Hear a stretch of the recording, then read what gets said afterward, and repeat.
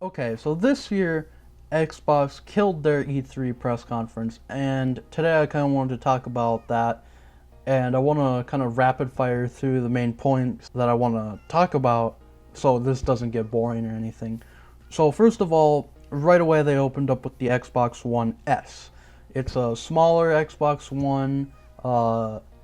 It basically allows for 4K streaming for video, not games yet. That's something different at a later date. It costs $300 for the 500 gigabyte one, $350 for the 1 terabyte, and $400 for the 2 terabyte. But effectively, it'd be better off just buying a separate 2 terabyte or 4 terabyte external hard drive. I'm definitely thinking about wanting to go out and get this when it comes out in August, and then getting a 2 terabyte or 4 terabyte external hard drive. So that was really cool. They opened up with that. That's a really interesting device. Next, they went on to Gears of War 4. Gears of War is one of their more prominent franchises for Xbox. They showed some gameplay, and then they showed off a Elite controller of the Gears of War 4 variant, and it looked really cool. Like, it was honestly one of my favorite controller designs I've seen. The Elite controller is a very awesome controller. Like, it caters to professionals and even people that just like to casually play games at a higher level. The price was a little bit ridiculous. It was $200. The normal Elite controller is $150. I really want to get it, but I think the price is a little bit too steep for a controller. Like, that's 2/3 the price of basically an Xbox One. Next, they announced Forza Horizon 3. Forza is their prominent racing genre over at Xbox. This one, of course, it looked really good. The Forza Horizon games are a little bit more different from their motorsport ones. They allow for more just free driving experiences. Then, after that, they showed off more of a Xbox exclusive game that they showed off last year called ReCore. Last year they kind of didn't really they were kind of quiet on it. They didn't really show off too much. They kind of just left us in the dark about that game. But they showed it off more this year, and it looks absolutely awesome. It's an action platforming game, and it looks really fun. Next, they went into a Final Fantasy 15 demo for Xbox One. It was a really cool demo. There wasn't anything special about it really. It was just a demo on Xbox One. It was kind of random, but they had Tabata there, the director of Final Fantasy 15. So that was kind of cool.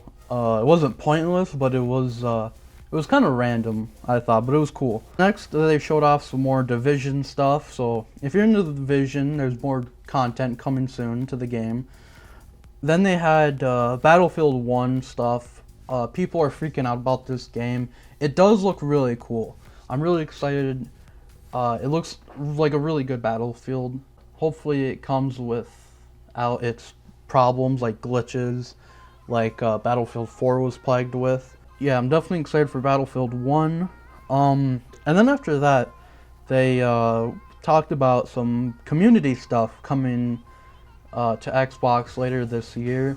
They talked about LFGs, or more commonly, looking for groups. These are really important for a lot of games like MMOs, groups.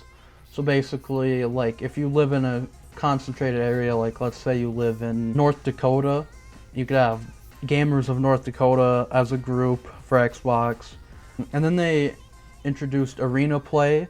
So if you're a competitive gamer or want to compete on a slightly less professional scale, they're introducing an arena for all different kinds of Xbox games. And basically that was just their community side of stuff, with updates rolling out later this year towards the fall. And then they went on to Minecraft right after that. Minecraft is Minecraft. And then they showed off these controllers that you can create fully yourself. Like, you can fully customize Xbox controllers on the Design Labs website. So you'll finally officially have your own Xbox controller that you can have your own way. Like, there's plenty of websites like Scuff or controller mods and stuff like that where you can customize the controller, but it's not really the official way to do it, but now there is. Microsoft has introduced that. So that'll be cool to check out. And then Xbox was the ones to finally announce Tekken 7 coming over here to the United States, which is really cool. They had Akuma versus Hayachi as the US announcement trailer, which is insane, because Akuma is a Street Fighter character. Honestly, at first I thought it was Tekken Cross Street Fighter, but it just turns out to be Tekken 7 as Akuma as a guest character. And then they gave away Tekken Tag Tournament 2 for free on Xbox One, so if you have gold, you can go download that right now. And then they announced Dead Rising 4. Frank West is back as the main character. It's set in a holiday/Christmas time of year. So the gameplay is definitely even more interesting like that. Yeah, no, that comes out holiday this year. So that'll be real quick here. That'll definitely be a game I want to get. And then they showed off Scalebound, which it's made by Platinum Games. They make all kinds of really good games that are generally similar in terms of gameplay, like really fast-paced, action, Devil May Cry type games. And that's no exception to this one. They showed off more this year than they did last year. And it looks pretty Devil May Cry inspired, but it definitely looks like its own thing. So that was really cool. They showed off like you could play with 3 other people. They showed off more Halo Wars 2. It's the RTS Halo games. I love Halo, but I didn't really get into Halo Wars. I like StarCraft too. I just never really did play. I never got around to playing Halo Wars, but right after the trailer for Halo Wars 2, they actually announced that there would be an open beta right after the announcement. So basically, you can go play Halo Wars 2 right now on your Xbox One. I haven't played it yet, but it looks pretty interesting. I'm pretty excited to actually sit down and play it. So I'll definitely check that out. And then at the very end of the Xbox presentation, Phil Spencer comes out and announces Project Scorpio, which is what people were talking about prior to E3. It's basically going to be the 4K gaming console of Xbox. They announced it to basically say, hey devs, this is going to happen next year.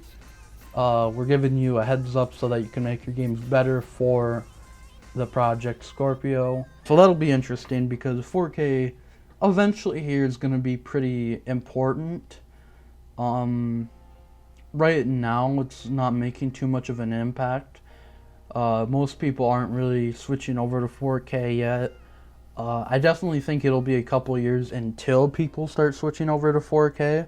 I really do think that it's going to be 2-3 years until a good portion of people are willing or are switching over to 4K. But that was Microsoft's E3 press conference. Some people say it was underwhelming. Most people that actually like video games and just can be appreciative liked it. I loved it. I think they killed it this year because it was mostly games, and things that would help improve the Xbox One. So basically, it was, in terms of gaming, it was huge. It was really good. Basically, I can't really complain this year. And luckily, there was only a couple cringy moments during the conference. That's definitely improving from what they've done before. So that's what I wanted to talk about.